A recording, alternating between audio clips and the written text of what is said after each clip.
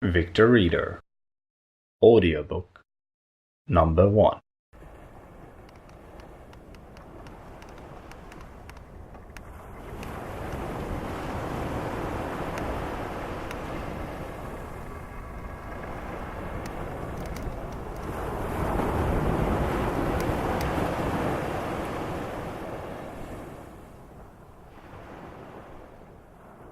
The White Ship by Howard Phillips Lovecraft.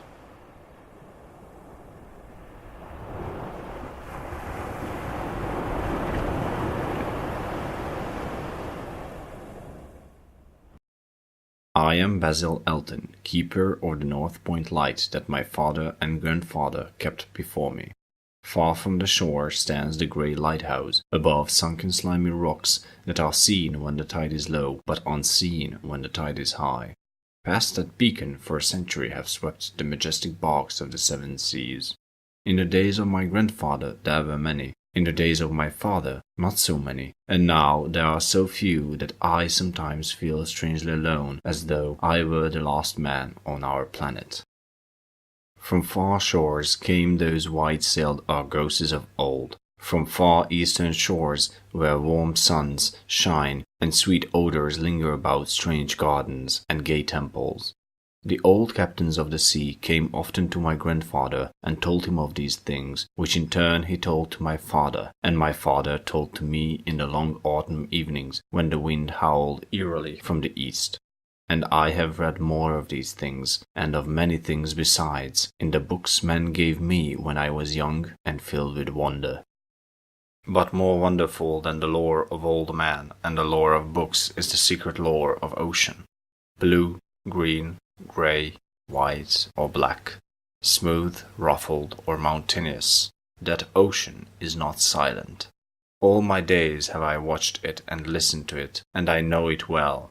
At first it told me only the plain little tales of calm beaches and near ports, but with the years it grew more friendly and spoke of other things, of things more strange and more distant in space and time. Sometimes at twilight the grey vapours of the horizon have parted to grant me glimpses of the ways beyond, and sometimes at night the deep waters of the sea have grown clear and phosphorescent to grant me glimpses of the ways beneath. And these glimpses have been as often of the ways that were, and the ways that might be, as of the ways that are. For ocean is more ancient than the mountains, and freighted with the memories and the dreams of time. Out of the south it was that the white ship used to come when the moon was full and high in the heavens. Out of the south it would glide very smoothly and silently over the sea. And whether the sea was rough or calm, and whether the wind was friendly or adverse, it would always glide smoothly and silently, its sails distant and its long strange tiers of oars moving rhythmically. One night I espied upon the deck a man, bearded and robed, and he seemed to beckon me to embark for far unknown shores. Many times afterward I saw him under the full moon, and never did he beckon me. Very brightly did the moon shine on the night I answered the call, and I walked out over the waters to the white ship on a bridge of moonbeams. The man who had beckoned now spoke a welcome to me in a soft language I seemed to know well, and the hours were filled with soft songs of the oarsmen as we glided away into a mysterious south, golden with the glow of that full mellow moon. And when the day dawned, rosy and effulgent, I beheld the green shore of far lands, bright and beautiful, and to me unknown. Up from the sea rose lordly terraces of verdure, tree-studded, and showing here and there the gleaming white roofs and colonnades of strange temples. As we drew nearer the green shore, the bearded man told me of that land, the land of Zar, where dwell all the dreams and thoughts of beauty that come to man once and then are forgotten. And when I looked upon the terraces again, I saw that what he said was true, for among the sights before me were many things I had once seen through the mists beyond the horizon and in the phosphorescent depths of ocean. There, too, were forms and fantasies more splendid than any I had ever known, the visions of young poets who died in want before the world could learn of what they had seen and dreamed. But we did not set foot upon the sloping meadows of Zar, for it is told that he who treads them may never more return to his native shore. As the white ship sailed silently away from the temple terraces of Zar, we beheld on the distant horizon ahead the spires of a mighty city, and the bearded man said to me, "This is Thalarion, the city of thousand wonders, wherein reside all those mysteries that man has striven in vain to fathom." And I looked again, at closer range, and saw that the city was greater than any city I had known or dreamed of before. Into the sky the spires of its temples reached, so that no man might behold their peaks, and far back beyond the horizon stretched the green-grey walls, over which one might spy only a few roofs, weird and ominous, yet adorned with rich friezes and alluring sculptures. I yearned mightily to enter this fascinating, yet repellent city, and besought the bearded man to land me at the stone pier by the huge carven gate, Acoril, but he gently denied my wish, saying, "Into Thalarion, the city of 1,000 wonders, many have passed, but none returned.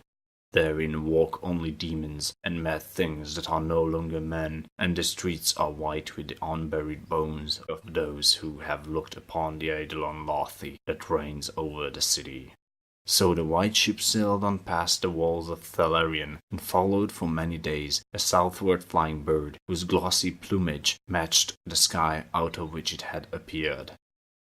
Then came we to a pleasant coast, gay with blossoms of every hue, where as far inland as we could see vast lovely groves and radiant arbours beneath a meridian sun.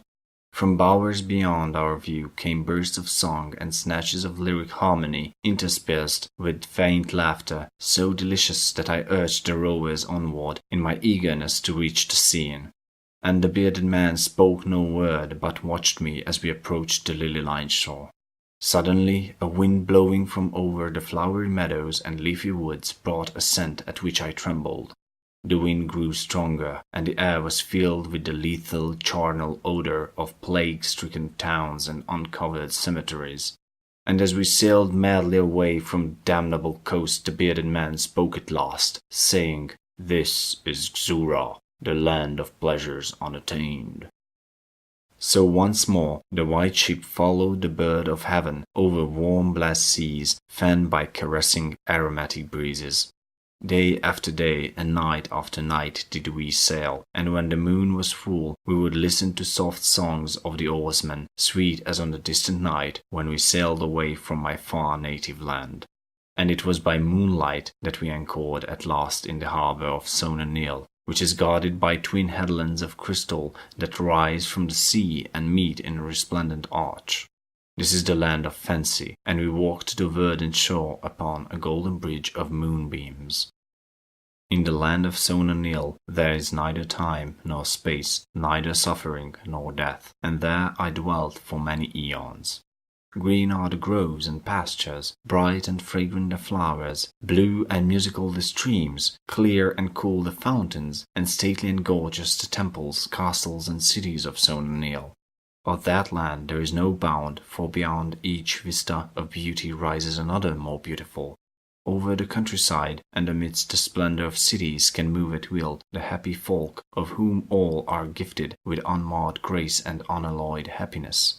For the eons that I dwelt there, I wandered blissfully through gardens where quaint pagodas peep from pleasing clumps of bushes, and where the white walks are bordered with delicate blossoms. I climbed gentle hills from whose summits I could see entrancing panoramas of loveliness, with steepled towns nestling in verdant valleys, and with the golden domes of gigantic cities glittering on the infinitely distant horizon. And I viewed by moonlight the sparkling sea, the crystal headlands, and the placid harbour wherein lay anchored the white ship. It was against the full moon one night in the immemorial year of Tharp that I saw outlined the beckoning form of the celestial bird and felt the first stirrings of unrest. Then I spoke with the bearded man, and told him of my new yearnings to depart for remote Cathuria, which no man hath seen, but which all believe to lie beyond the basalt pillars of the west. It is the land of hope, and in it shine the perfect ideals of all that we know elsewhere, or at least so men relate. But the bearded man said to me, Beware of those perilous seas wherein man-thick Cathuria lies. In Sona Neil there is no pain or death, but who can tell what lies beyond the basalt pillars of the west? Nevertheless, at the next full moon I boarded the white ship, and with the reluctant bearded man left the happy harbour for untravelled seas. And the bird of heaven flew before and led us toward the basalt pillars of the west, but this time the oarsmen sang no soft songs under the full moon. In my mind I would often picture the unknown land of Cathuria with its splendid groves and palaces, and would wonder what new delights there awaited me. Cathuria, I would say to myself, is the abode of gods and the land of unnumbered cities of gold. Its forests are of aloe and sandalwood, even as the fragrant groves of Cameron, and among the trees flutter gay birds sweet with song.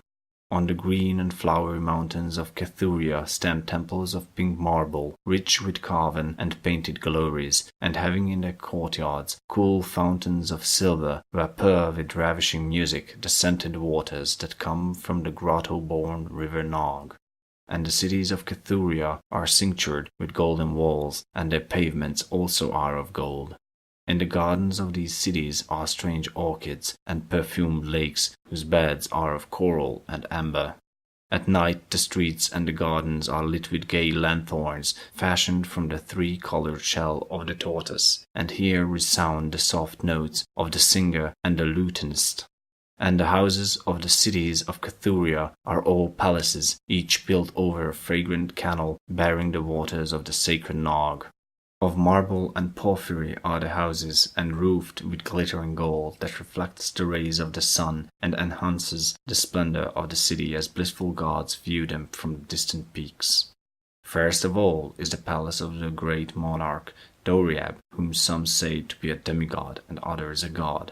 High is the palace of Doriab, and many are the turrets of marble upon its walls. In its wide halls many multitudes assemble, and here hang the trophies of the ages. And the roof is of pure gold, set upon tall pillars of ruby and azure, and having such carven figures of gods and heroes, that he who looks up to those heights seems to gaze upon the living Olympus.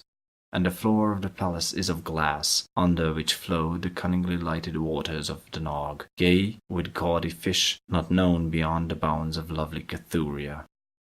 Thus would I speak to myself of Cathuria, but ever would the bearded man warn me to turn back to the happy shore of Sona Neil, for Sona Neil is known of man, while none hath ever beheld Cathuria.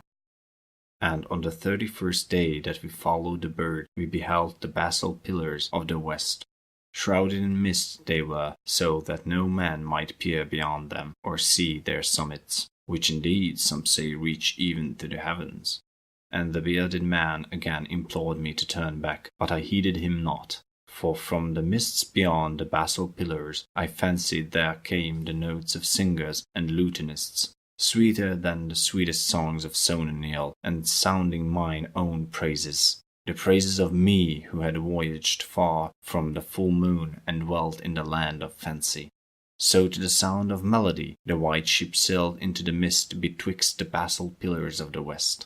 And when the music ceased and the mist lifted, we beheld not the land of Cathuria, but a swift-rushing, resistless sea over which our helpless bark was borne towards some unknown goal. Soon to our ears came the distant thunder of falling waters, and to our eyes appeared on the far horizon ahead the titanic spray of a monstrous cataract, wherein the oceans of the world dropped down to abysmal nothingness. Then did the bearded man say to me with tears on his cheek, "We have rejected the beautiful land of Sona Neil, which we may never behold again. The gods are greater than men, and they have conquered." And I closed my eyes before the crash that I knew would come, shutting out the sight of the celestial bird which flapped its mocking blue wings over the brink of the torrent. Out of that crash came darkness, and I heard the shrieking of men, and of things which were not men. From the east tempestuous winds arose, and chilled me as I crouched on the slab of damp stone which had risen beneath my feet.